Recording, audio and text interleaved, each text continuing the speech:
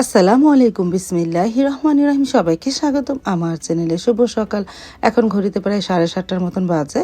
ভাবিও চলে এসেছে। তারপরে বের হলাম, বাইরে একটু কুয়াশা দেখে বের হলাম।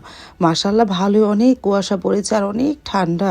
কয়দিন যাবত তো প্রায় 1 সপ্তাহ উপরে হবে, অনেক ঠান্ডা আর কুয়াশা। মানে সকালে এই কদিন এতটা কুয়াশা ছিল না, আজকে অনেকটাই কুয়াশা। তারপরে বাহির কিছুক্ষণ হাঁটলাম।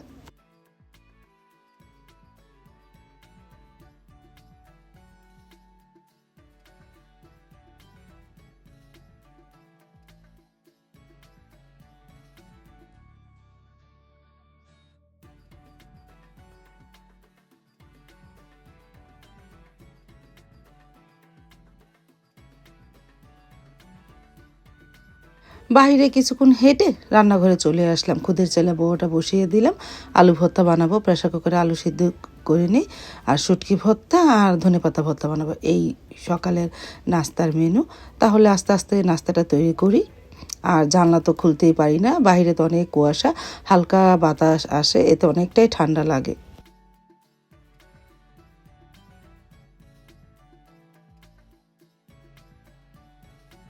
তারপর হঠাৎ দেখি সূর্যের মুখ, হালকা একটু রৌদ্র উঠেছে, জানলাগুলিও খুললাম। আর এদিকে আলু ভর্তাটা বানিয়ে নিই। আমার হাতে তো একটু ব্যথা, এই জন্য আলুর পেঁয়াজটা একটু শিলপাটায় বেটে নিয়েছি। আলুগুলো ছুলে এখন আলু ভর্তাটা বানিয়ে নিই। আলু ভর্তা, ধনেপাতা ভর্তা, শুটকি ভর্তা আস্তে আস্তে তাহলে তৈরি করি। আর শুটকিটাও টালা হয়ে গেছে, তেলে ভেজে নিয়েছি। খুদের চালের বড়াটাও হয়ে গেছে।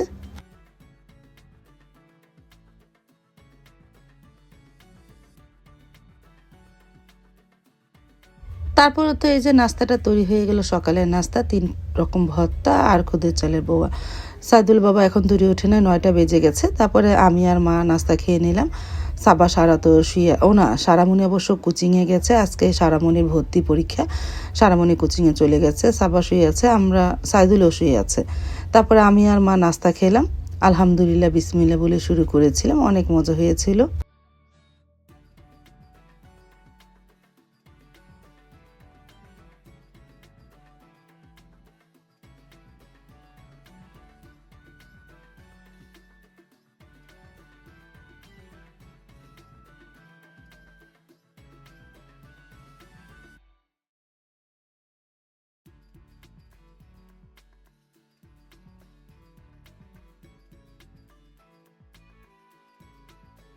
তারপরে 9:30 বাজে সাইদুল বাবাকে নাস্তা দিলাম। 9:30, প্রায় 9:45টার মতন সাইদুল বাবা নাস্তা খেতে বসে পড়ল।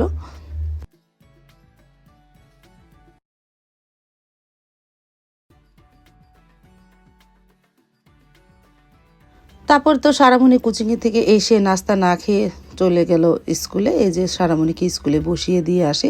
আজকে সারামণি স্কুলে, মানে এখানে প্রাইমারি স্কুল, এটা হাই স্কুল। প্রাইমারি পাশ করে এই হাই স্কুলে উঠলো সারামণি। সারামণি আজকে ভর্তি পরীক্ষা, এই যে বেঞ্চে বসিয়ে দিলাম, ভর্তি পরীক্ষা হবে।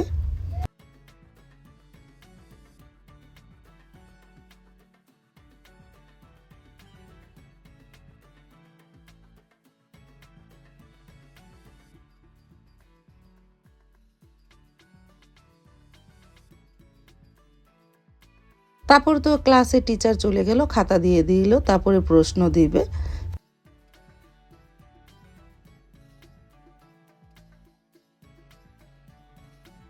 আমি তো সানমনিকে বসিয়ে দিয়ে বাসায় চলে এসেছিলাম। পরীক্ষার 1 ঘন্টা পর রেজাল্ট দিবে।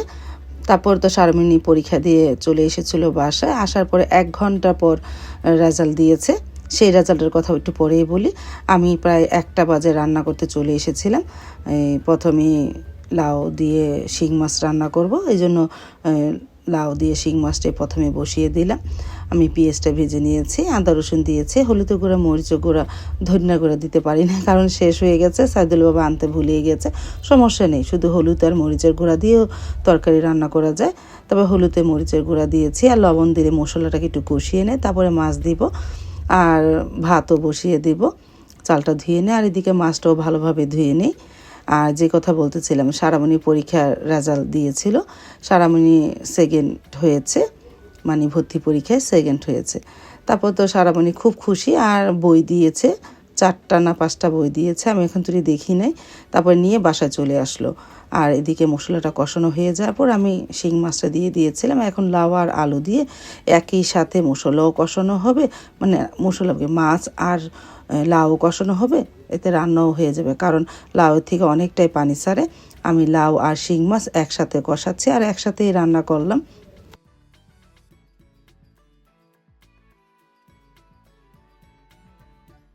তারপরে যে ভাতটা তো বসিয়ে দিয়েছিলাম আর এদিকে লাউ থেকে কতটা পানি ছেড়েছে, আমি একটুও পানি দিইনি। এখন একটু শাক দিয়ে দিব, প্রায় হয়ে এসেছে। লাউ তো একদম নরম হয়ে গেছে। শাক দিয়ে ভালোভাবে নাড়াচাড়া করে একটু ধনেপাতা আর 2-1টা কাঁচামরিচও দিব।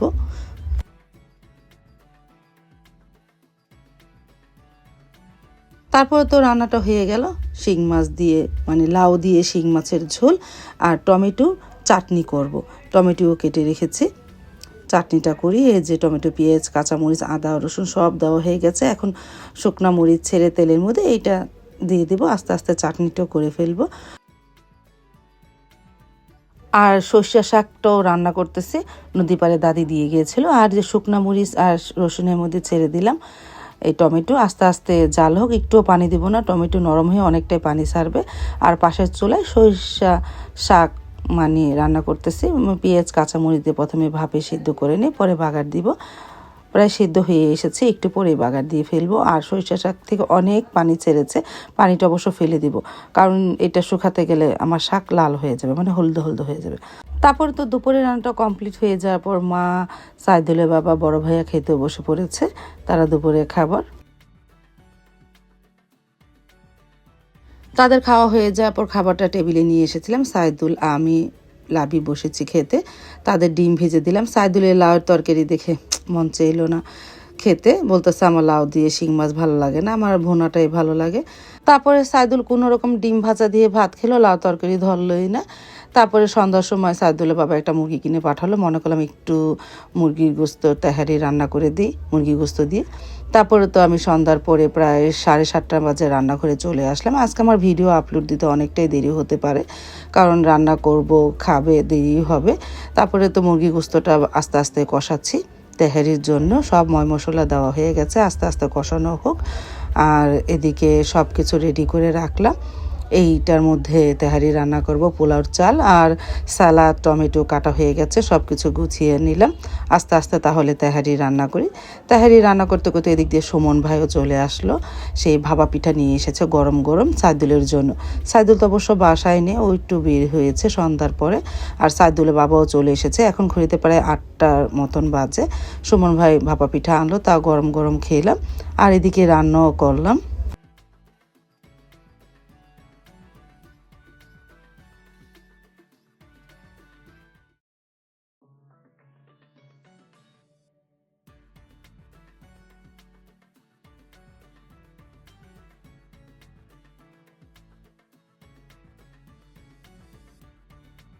তারপর তো আস্তে আস্তে মুরগি গোস্তটা কষানো হলো, সাথে মটরশুঁটিও দিয়েছি, নতুন আলুও দিয়েছি।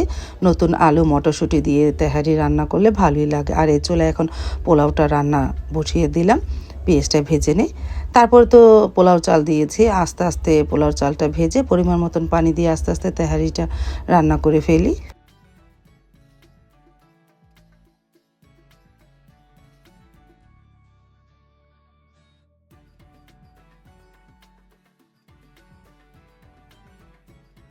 তারপর তো চিকেন তাহারিটা হয়ে গেল। আলহামদুলিল্লাহ, কালারটা অনেক সুন্দর এসেছে, দেখতেও খুব ভালো লাগতেছে।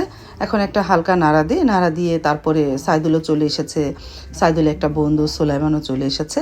এখন গরম গরম শীতের মধ্যে সবাইকে খেতে দিই। অবশ্য মা খায়নি, মাকে অনেক বললাম, মা বলতেছে আমি খাবো না, মা কয়টা ভাত খেয়ে শুয়ে আছে। মা খেলোই না। রান্না করতে করতে প্রায় 9টা বেজে গেছে। মা আর মানে বসে থাকতে পারলো না, মাকে অনেক বললাম আরেকটু বসেন, বলতেছে না আমি আর পোলাও খাবো না, আমি রাতে কয়টা ভাতই খেয়ে শুয়ে থাকি। তারপর শিং মাছ দিয়ে মা কয়টা ভাত খেলো। আর এদিকে রান্না করতে করতে প্রায় 9টা বেজে গেছে। আমি বললাম না আজকে ভিডিও আপলোড দিতে অনেকটাই দেরি হয়ে যাবে। এখন নাড়া দিয়ে তারপরে ড্রয়িং রুমে নিয়ে যাই, সবাই বসে আছে। তারপরে এই যে ড্রয়িং রুমে বসে এখন সবাই খেতে বসে পড়লো। সুলেমান, সাইদুল, তারপর সাইদুল বাবাও খেলো না, সাইদুল বাবা মার সাথে ভাত খেলো, সে তেহারি খাবে না। সারামণিও খেলো, আমিও ওদের সাথে খেতে বসে পড়বো। সাবাকে ওই ঘরে দিয়ে আসলাম। আজ তাহলে এ পর্যন্ত, দেখা হবে আগামীকালকে নতুন আরেকটা ব্লগ নিয়ে। আল্লাহ হাফিজ, আসসালামু আলাইকুম।